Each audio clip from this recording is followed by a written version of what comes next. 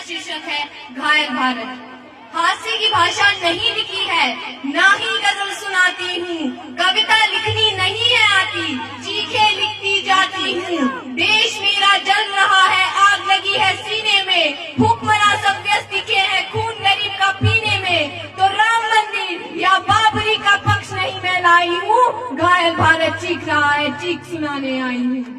और भारत हमारा कब तक चीखता है?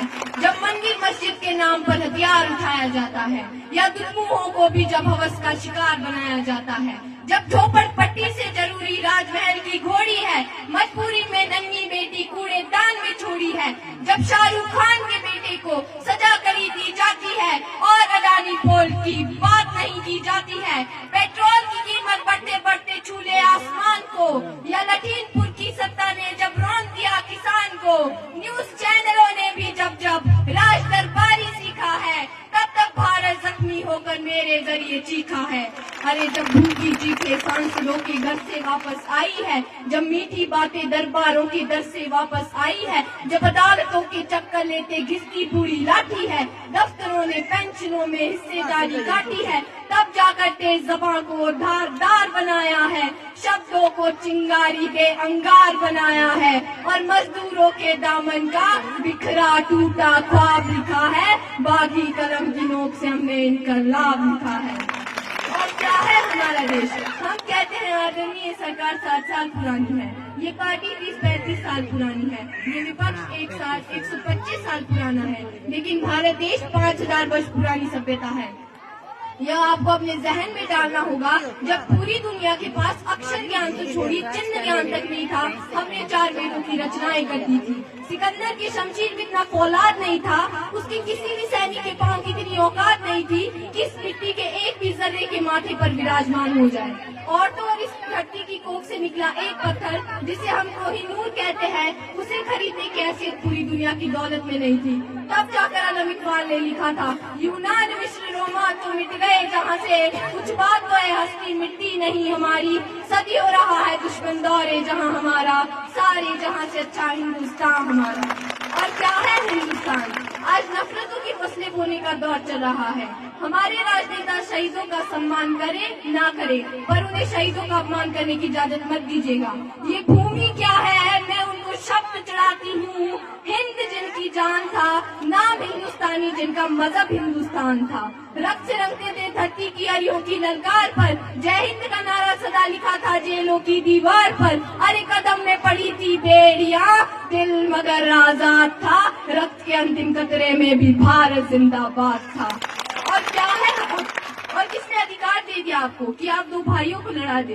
कहा जाता है ये कौम गद्दार हो गई है। मुझे क्षमा करेंगे पर ईमान मजबे के लोग यहाँ पर बैठे हैं। मैं एक हिंदू माँ की बेटी हूँ, पर इतना जरूर जानती हूँ कि कुरान में लिखा है यदि पानी की कमी हो और नमाज अदा करनी हो, आप अपने वतन की मिट्टी से भी वजू कर ले तो भी नमाज कबूल होती है।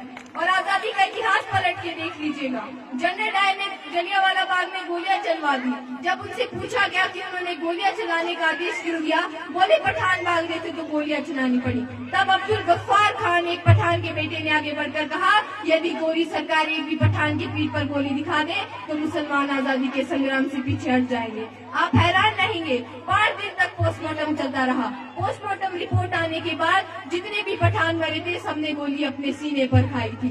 लोग मुझसे कहते हैं ये राज खोलना ठीक नहीं, जहाँ बात हो मजहब की वहाँ बोलना ठीक नहीं। मंदिर मठ के मालिक है जो मस्जिद के पहरेदार है, उनकी दालानों में पलते दिल्ली के दरबार है। उन लोगों को हाथ जोड़कर गले लगाना चाहिए, उनकी तारीफों से भरा गीत सुनाना चाहिए। भूल गए उनके कारण कब्र बनाई जाती है और कहीं शमशानों में चिता जलाई जाती है। कुछ लोगों की जमीर बिकी तो मजहब नीलाम हो गए, वोट मांगने वालों का भी नारा राम हो गए। गद्दारों ने घंटी घूमत को तर्क करना सिखा दिया, अम्मी और माँ में भी फर्क करना सिखा दिया। तो अब मैं उनसे जाकर उनका जयगान करना शुरू करूँ, गद्दारों को गद्दार नहीं सुल्तान कहना शुरू करूँ। वो कहते हैं हम सच्चे हिंदू तुलसी का संवाद है, कोई कहता सच्चे मुस्लिम कलाम की औलाद है। अरे मत समझो तुमको तुलसी या कलाम लिखूंगी, कत्ल करोगे तो कातिल तुम्हारा नाम लिखूंगी। और किसने अधिकार दे दिया इनको, किसने हक दे दिया इस मिट्टी को बर्बाद करने का। मुझे क्षमा करेंगे पर आज हमारा इतिहास पढ़ाता है, आज एनसीईआरटी की पुस्तकें पढ़ाती हैं कि 14 अगस्त मध्य रात्रि 2 दस्तावेजों पर दस्तखत हुए और आजादी हमारी झोली में आ गई। ऐसा नहीं हुआ था, कतरा कतरा खून दिया था, दी जवानी जुनून दिया था, कड़े अंग्रेज माने नहीं तो गोलियों से भून दिया था। गोरियों के गाल नहीं थे न आवाज मजीरों की, खनखनाट गूंजती थी सेल्यूलर में जंजीरों की। राजनीति से नहीं मिली है ना ही खरीदी है पैसों से, सौदा लहू के मोल हुआ है भगत सिंह जैसों से। और माओ ने गोली खाई थी बेटे लटके फंदों पर, आजादी की डोली उठी है कुर्बानी के कंधों पर। चार पंक्तियां कहना चाहती हूँ, चाहे आप भूल जाएगा कि मैंने क्या कहा, आपने क्या सुना। चार पंक्तियां प्रेम की सामने लिखी है। अपनी उड़ान को संभालो जरा। एक दौर आया जब हम कहते थे कि माँ कसम खाई है मंदिर यहीं पर बनाएंगे, और वहाँ से छोटे छोटे बच्चे कहते अभी तो करबला का आखिरी मैदान बाकी है। अपनी उड़ान को संभालो जरा, दूसरों की चाल पे तनकीद न करो, जिससे बैर फैलता हो भाई भाई में, ऐसी होली दिवाली या ईद ना करो।